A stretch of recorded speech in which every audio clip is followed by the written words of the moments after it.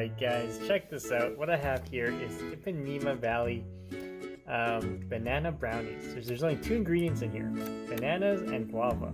So, which is actually what made me check this out and be like, wow, I need to check this out and try it out. So, here's the nutrient panel, if you guys want to see. These things are super heavy, by the way. Okay, so very dense. So that's what you see there.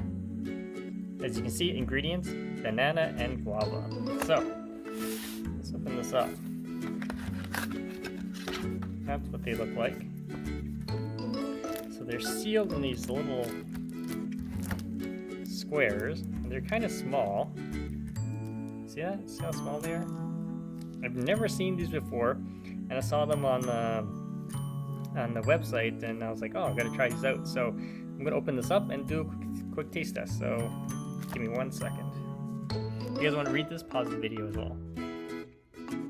Okay, so these things are super small. This is 1 square, okay? And if you see that, they are tiny, very, very tiny. But you have to remember, they're using only 2 ingredients, bananas and guava. So I can guess they probably used a lot of those things. So, but these were pretty expensive. But let's open this up and do a quick taste test. Okay, so it smells really decent. It smells like banana.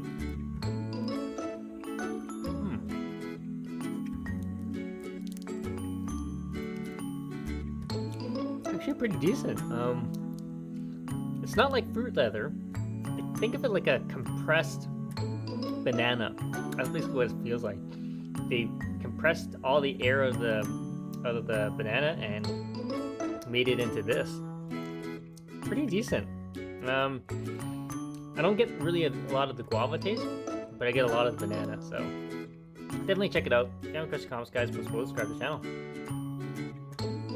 When the texture is like